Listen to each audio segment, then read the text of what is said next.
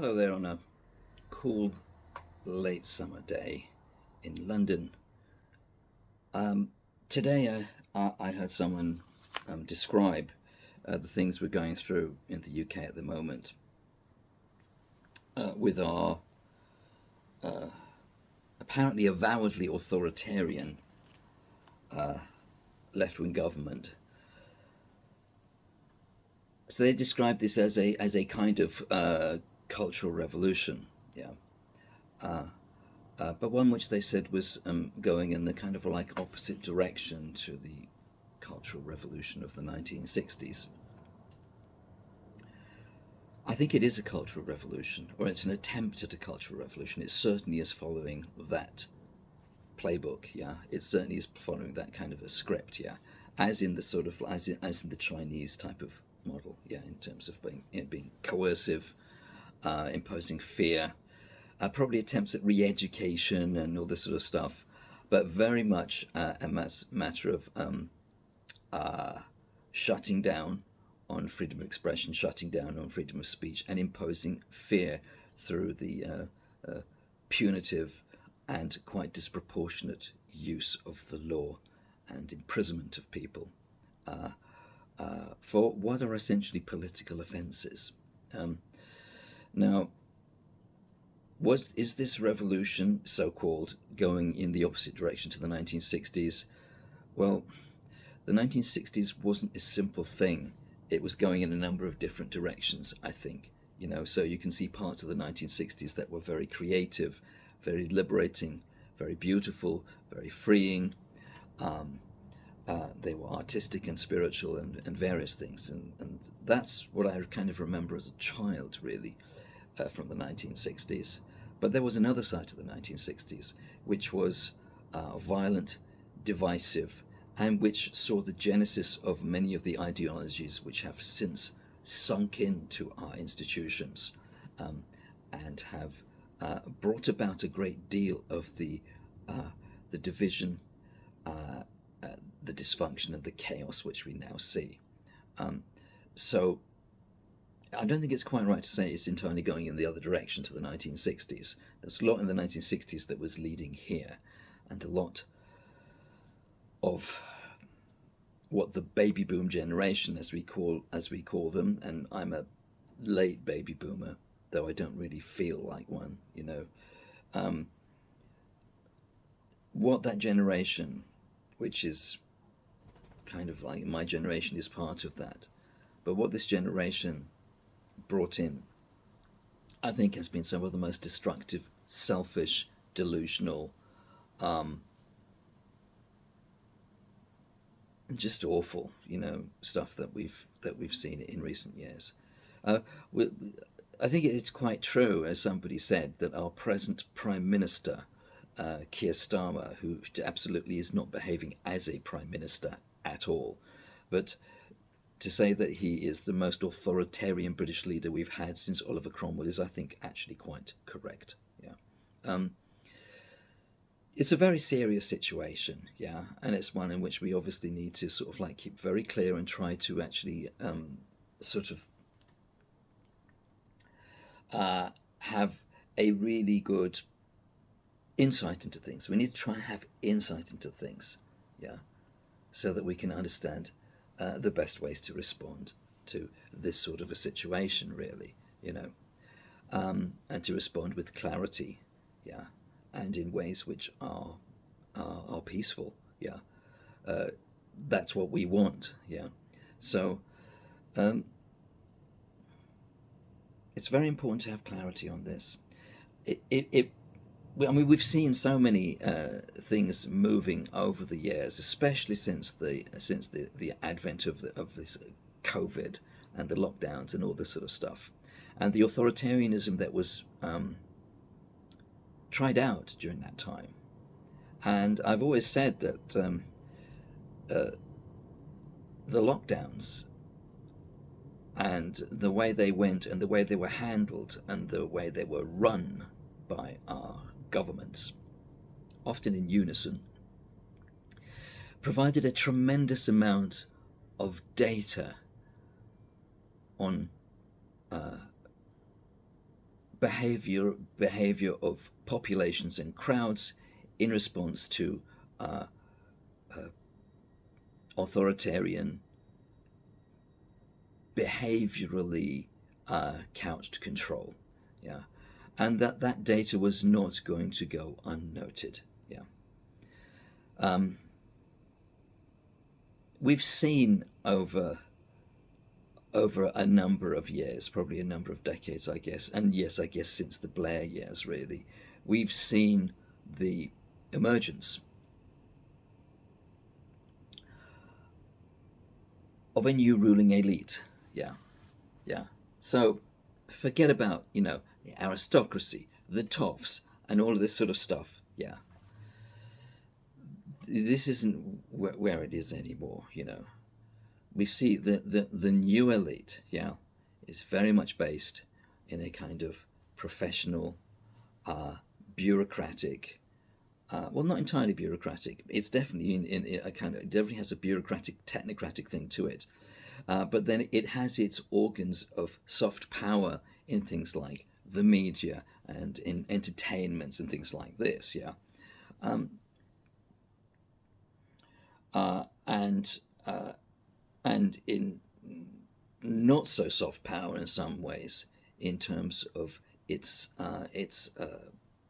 takeover, essentially, largely, uh, of things like academia, which of course feeds into policy making and so many other things, and that has led into all kinds of all kinds of ways of managing. Um, Now, how much of that is like conspiracy? Well, what do people mean by conspiracy? It's like you know conspiracy if an idea is gaining traction, and even if it's a bad idea, because bad ideas can be very, very tempting. If an idea gains traction and propagates itself, because that's what this stuff is like, yeah, there doesn't need to be any head to the beast. Yeah, there doesn't need to be any um, uh, plan behind the scenes. Yeah, though to pretend that there, there aren't plans when you see the sort of things which are going on with things like the World Economic Forum, yeah, and these places where all these people can meet, yeah, and you've got NGOs, you've got all these unaccountable government agencies and things like that, yeah. You're talking about you're talking about organs of power constituted of people who are not elected democratically and cannot be sacked democratically. Yeah, and so that's a particular form of power. Yeah, it's a particular form of power.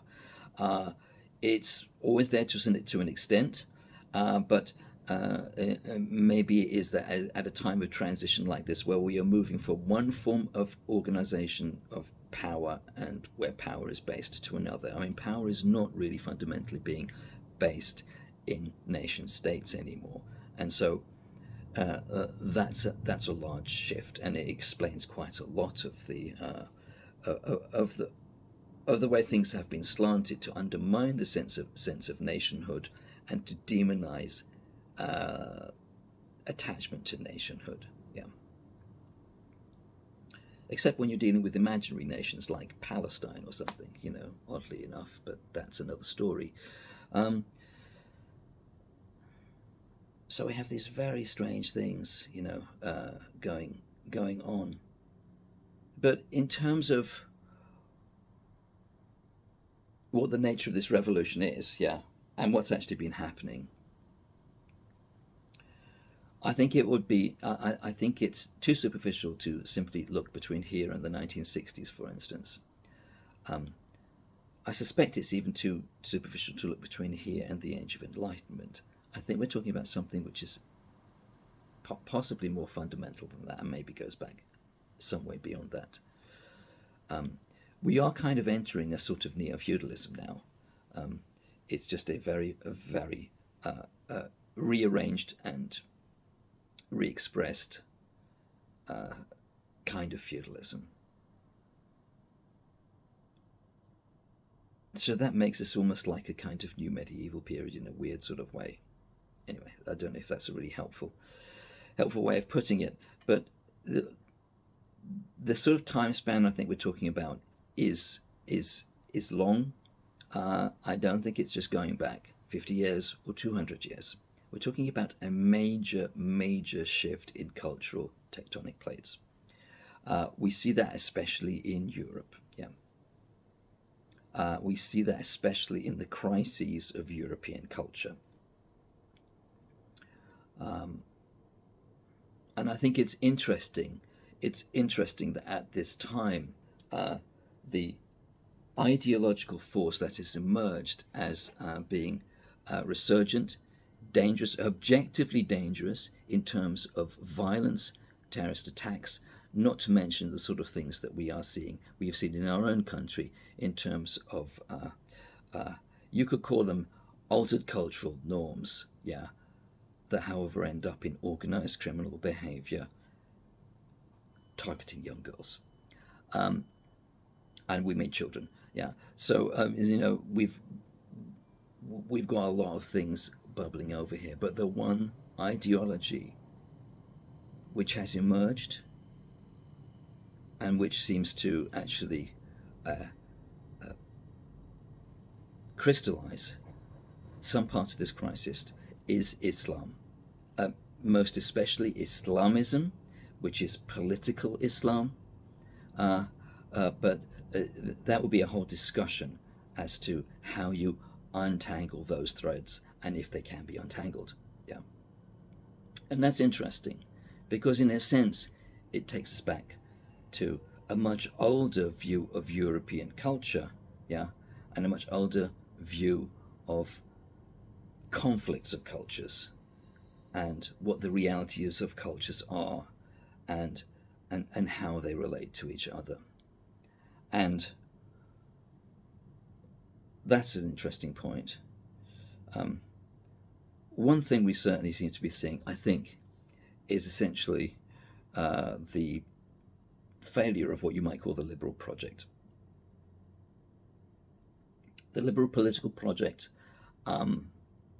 is now being faced with all of its contradictions, all of its incapacity to come to terms with human nature and with nature and ourself as animals and ourself, the differences between us as individuals and us as collectives, and the place of culture in all this. Yeah. So that entire liberal project has now failed, and that's, I think, part of what we're seeing. Yeah, it's this failure of the liberal project. So where do we go from here? Who knows? We're in a very, very worrying, concerning time, and I think the important thing is just to try and see clearly, to try and gain insight into where we are, and insight into where this is heading, yeah, and to keep talking, to keep expressing, yeah.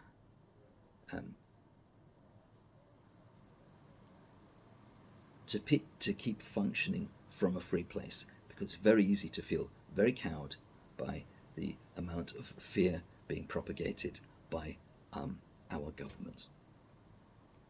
So that's my little video for today. Please do look after yourselves. Please do make sure that you stay free and stay peaceful for your own peace of mind. Keep peaceful for your own peace of mind. Develop clarity. Educate yourself as much as you can about everything. Study.